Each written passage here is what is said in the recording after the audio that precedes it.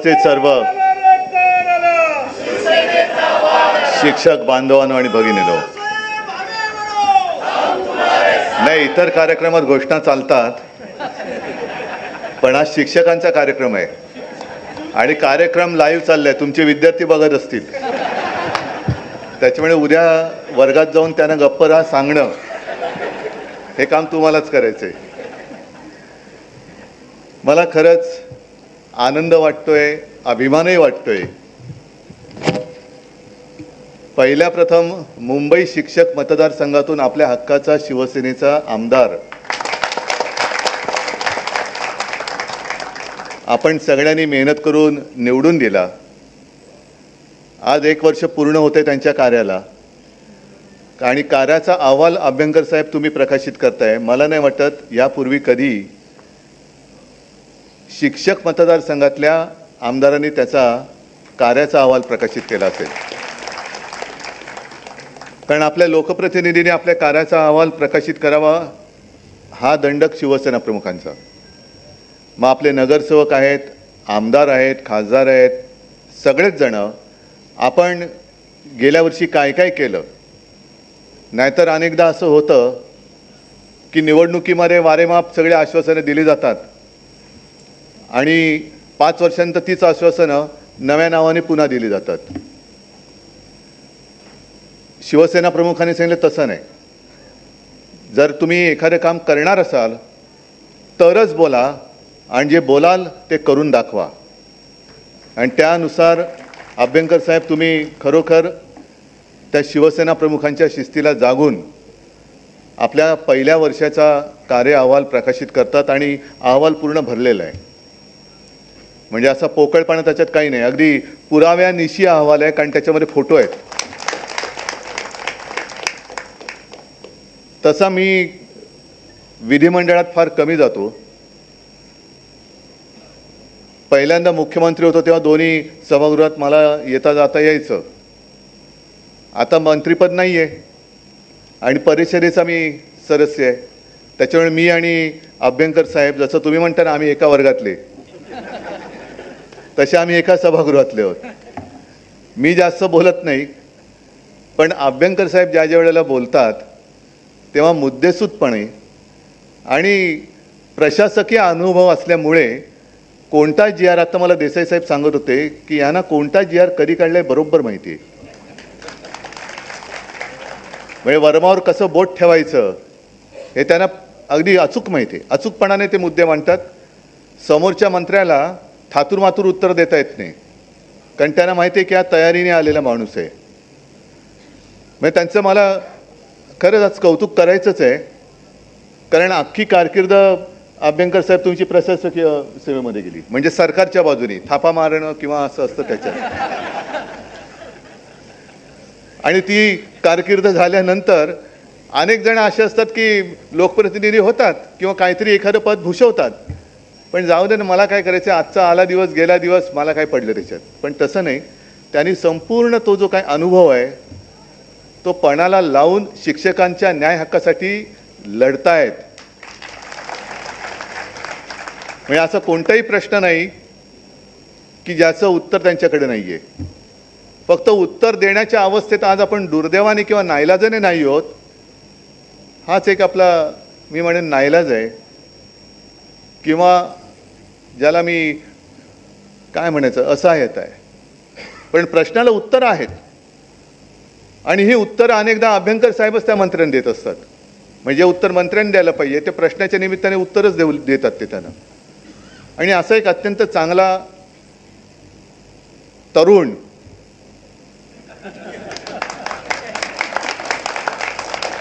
तुम्हाला काय वाटतं मी मस्करी करतोय?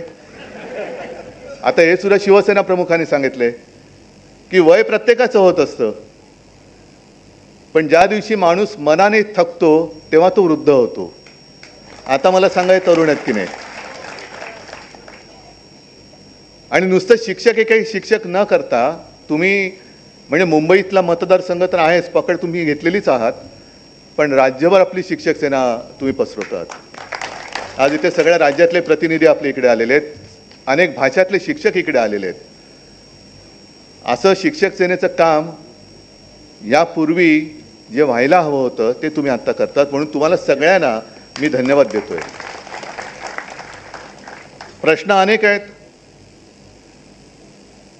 आणि आता तुम्ही सांगितलं ना की प्रत्येक प्रश्नाच्या वेळेला उद्धवजी ठाकरे हिमालयासारखे पाठी उभे असतात. हिमालयासारखं जरूर आहे, पण तेवढा थंड नाहीये. नाही तर हिमालयासारखं उभा आहे पण काय करू, अरे थंड बर्फ, डोक्यावरती बर्फ आहे, करू काय. तसा थंडपणा आपल्याला परवडणार नाही. आपलं म्हणजे उंची हिमालयाची असली तरी जिगर सह्याद्रीची आहे. नाही तर उगाच काय ते महाराष्ट्र गीत घ्यायचं आपण, काळ्या छातीवरी कोरिली अभिमानाची लेणी वगैरे, ही तशी ती वाक्य हे आपल्या सगळ्या महाराष्ट्राचं वर्णन आहे. आणि शिक्षकांचं काम फार महत्वाचं आहे, विद्यादान.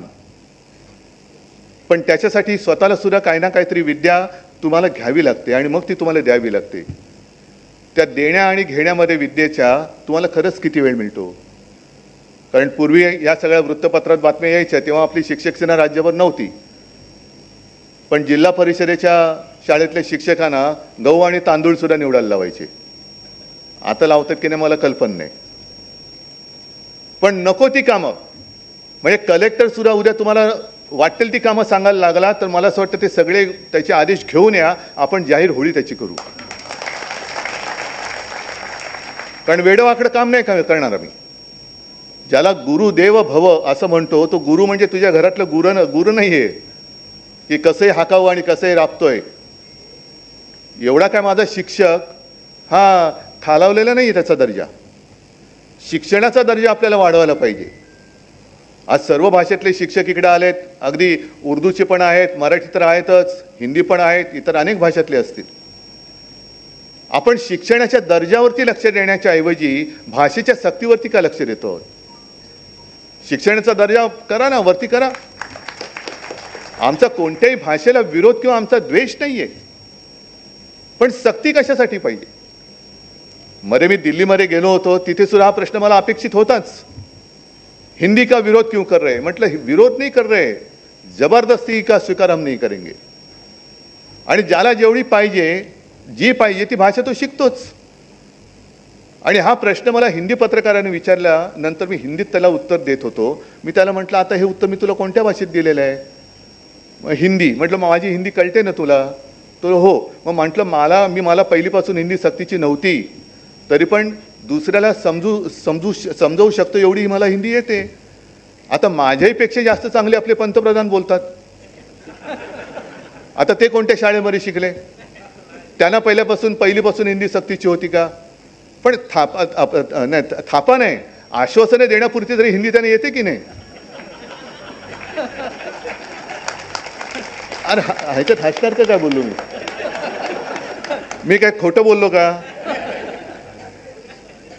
आता ते जे बोलतात, आता कालच ते बिहारमध्ये गेलेत आणि बिहारमध्ये बाजूला नितीश कुमार, त्यांना तर काय कळतच नाही बिचाऱ्यांना. मी त्यांची ते टिंगल नाही करू शकत, कारण वयोमान परत्वे प्रत्येकाचा आदर ठेवायला पाहिजे. पण तिकडे आपले पंतप्रधान म्हणाले की विरोधक म्हणजे महाविकास आघाडी किंवा इंडिया आघाडी हे भ्रष्टाचारांना आणि घुसखोरांना रक्षण देण्यासाठी म्हणून, त्यांचा बचाव करण्यासाठी म्हणून पुढे आलेले आहेत. मग मला पंतप्रधानांनी सांगायचं आहे की तुम्ही महाराष्ट्रामध्ये याल तेव्हा तुमच्या आजूबाजूला जो दंभमेळा आहे, कुंभमेळा वेगळा, हा दंभमेळा आहे, दंभाचा. सगळे ढोंगी ज्यांच्यावरती भ्रष्टाचाराचे आरोप केले तो तुम्हीच केलेले. 70,000 कोटीचा घोटाळ्याचा आरोप तुम्हीच केला. तिकडे आदर्श घोटाळ्याचा आरोप सुद्धा मोदीजींनीच केला आणि दुसऱ्या दिवशी अशोक चव्हाण बाजूला. मग कोण कोणाला रक्षण करते. आणि घुसखोरांना म्हणजे कोणाला नक्की करताय तुम्ही. आमच्या हातामध्ये आम्ही कोणाला काही घुसखोरांना ठेवतोय घरात. अहो शेख हसीनाला तुम्ही आश्रय दिलेला, आम्ही नाही दिलेला. म्हणजे बांगलादेशाने विरोध करताय आणि त्यांच्या तिकडनं पळून आलेल्या पंतप्रधानांना तुम्ही आश्रय देताय आणि आम्हाला सांगताय की घुसखोरांचं रक्षण तुम्ही करताय म्हणून. सगळ्या भ्रष्टाचारांना उपमुख्यमंत्री पद वगैरे बाकीची पदं, मंत्रीपदं ही तुम्ही देताय. मला खरोखर काय काय वेळेला अशी कीव येते, कोणाची येते मलाच कळत नाही. की कीव आले खरी, पण कोणाची करायची. कारण आता गेल्या वेळेच्या विधिमंडळाच्या अधिवेशनात मी जेव्हा गाडीतनं उतरत होतो तेव्हा ते शाळेतले विद्यार्थी ते असे कधी कधी त्यांना आणून बसवतात ना, देसाई साहेब, गॅलरीत आणून बसवतात की बघा कसं कामकाज चाललेलं आहे. आणि ती मुलं बाहेर पडत होती, कोणाचाही चेहरा असा हसरा नव्हता, सगळे असे धक्कादायक अवस्थेमध्ये होते. कारण तिकडे ते काय बघून आले होते काय देव जाणे. तरी नशीब त्या दिवसाच्या संध्याकाळी विधान भवनाच्या लॉबीमध्ये मारामारी झाली. म्हणजे विद्यार्थ्यांना तुम्ही काय शिकवताय, कशाला नेताय तुम्ही तिकडे, असे काय तुम्ही तुमच्या आकलेचे दिवे पाजळतात की ज्याच्यातनं विद्यार्थी काहीतरी चांगले शिकतील. म्हणजे आपल्या राज्याचं विधिमंडळ, त्या विधिमंडळामध्ये उद्याचे काय म्हणतो आपण, मुले हीच उद्याची भावी आधारस्तंभ असं आम्ही शाळेतच ऐकलं होतं. आता ते आधारस्तंभ भावी त्या आत्ताचे आधारस्तंभ बघतात कसे एकमेकाच्या उरावरती बसतात. म्हणजे कशाचा काही पत्ता नाही. शिक्षणाचा आपल्या रोजच्या आयुष्याची काही पत्ता नाही. कोण शिकवतंय, कोणाला शिकवतंय, काही कशाचं काही नाही. केवळ एक पाहिजे म्हणून शिक्षक मतदारसंघ निर्माण करायचे. त्या शिक्षक मतदारसंघात कोणतरी एक ॲडजस्टमेंट म्हणून राजकीय चेहरा देऊन टाकायचा, ज्याचा शिक्षणाशी काही संबंध नाही, तो शिक्षकांचा प्रतिनिधी म्हणून जाणार. ज्याचा पदवीधरांशी काही संबंध नाही, कदाचित तो शाळेत गेलेलाही नसेल, तो पदवीधरांचा प्रतिनिधी म्हणून जाणार. हे असा सगळा कारभार बघितल्यानंतर मग शिक्षकांचं जे महत्त्व आहे ते आपल्याला अधोरेखित करावंच लागतं. एक ज्याला आपण दिशा देण्याचं काम म्हणतो ते तुम्हीच तर करायचं असतं. म्हणजे लहान मुलं आपण सगळेजण, तुम्ही सुद्धा शाळेतनं शिकून आलेलात.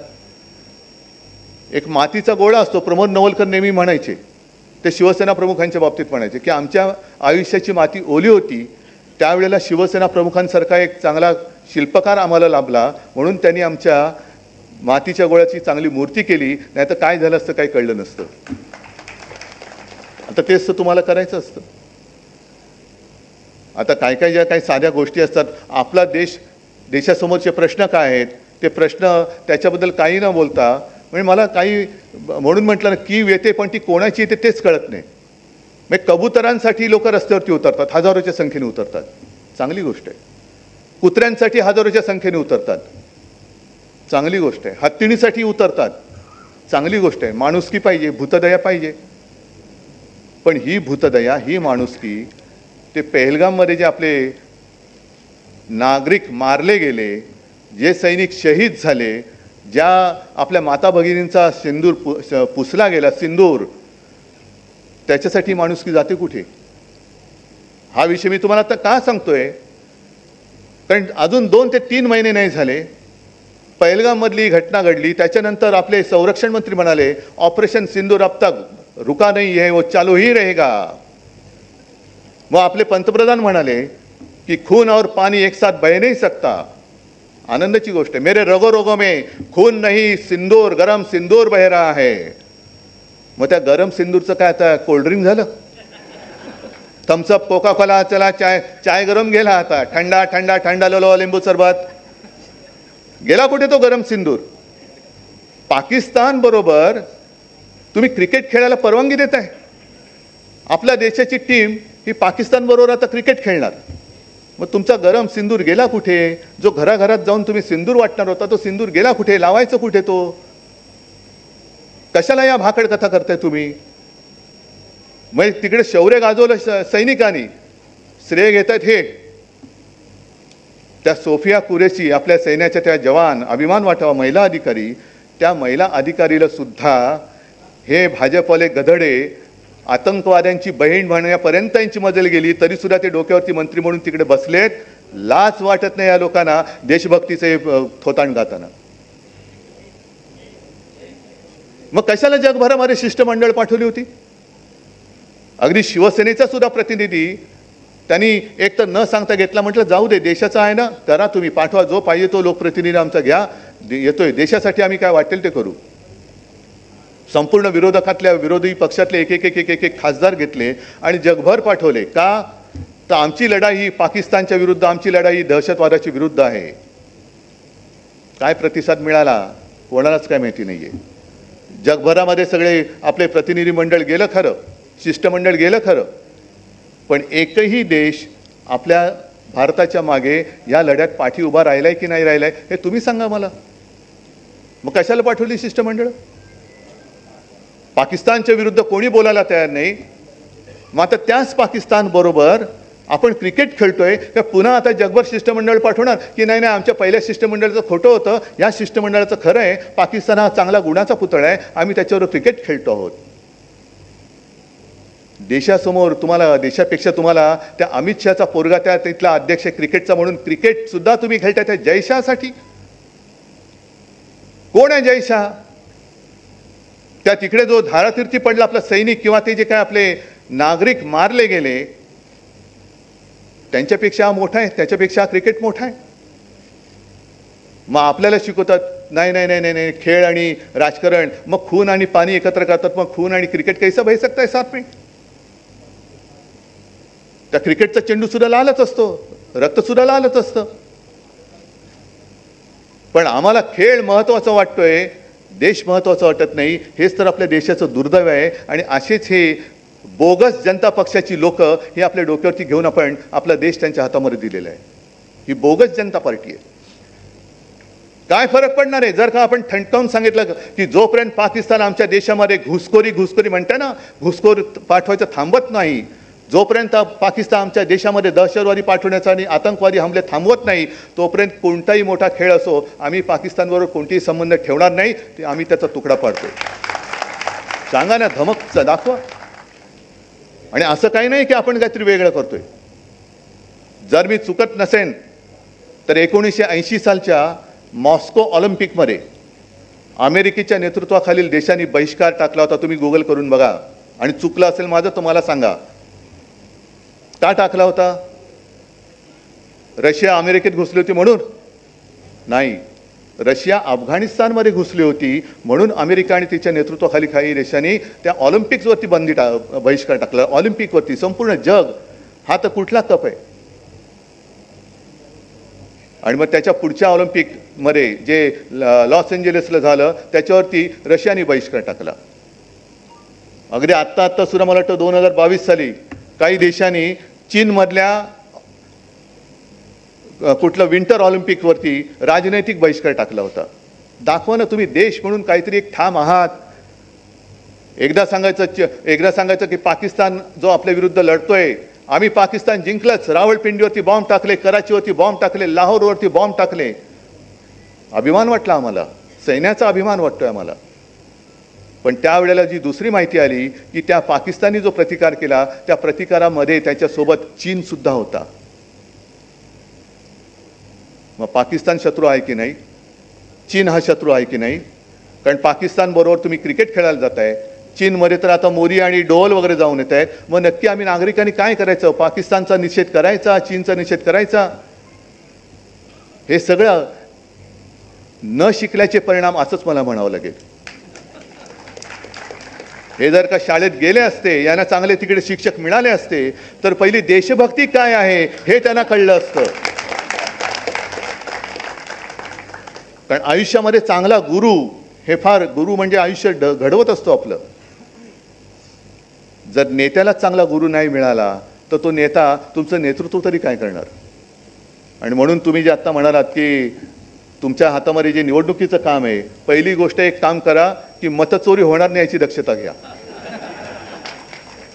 मग आता तुम्हाला ती सवय आहे, उद्धव ठाकरे हजर, सुभाष देसाई हजर, सगळे हजेरीपट घेऊन बसा. आणि कोण डबल हजर झालेत, अरे तू दोनदा कसा हजर झालास? हे आता हे जे काय सगळं चालले, कारण ना लोकांमधनं जर का प्रामाणिकपणाने निवडणूक घेतली तर हे जिंकूच शकत नाही, अजिबात जिंकू शकत नाही. आणि महाराष्ट्र तर अजिबात जिंकू शकत नाही. जे जिंकले ते काय, त्यांनी मतचोरी कशी केली हे आता राहुल गांधींनी उघड केलेलं आहे. यांचं बुरखाच फाडलेलं आहे, ढोंग उघडं पाडलेलं आहे, सोंग उघडं पाडलेलं आहे. आणि अशा या सगळ्यांच्या हातातून आपला देश, जो तुम्ही आता मला पुस्तकं दिले ती उघडून मी बघणार आहे काय काय दिलेले आहे, ती सगळी जी काय विचारवंतांचे जे विचार आहेत, हे विचार हे पुढे नेण्याचं काम हे नुसतं पुस्तक नाही नेणार. त्या पुस्तकात लिहिलेले जे शब्द आहेत ते शब्द आपण कुठपर्यंत कसे पोचवतो आहोत ते पोचवणारे तुम्ही दूत आहात. आणि त्यांच्याचकडे तर हे काम आहे. शिक्षक सेना जिंदाबाद, हे आगे बढो ते आगे बढो, नाही, आम्ही आगे बढून काही होणार नाही आहे. आपला देश पुढे गेला पाहिजे तर त्याच्यासोबत आम्ही पुढे जाऊ.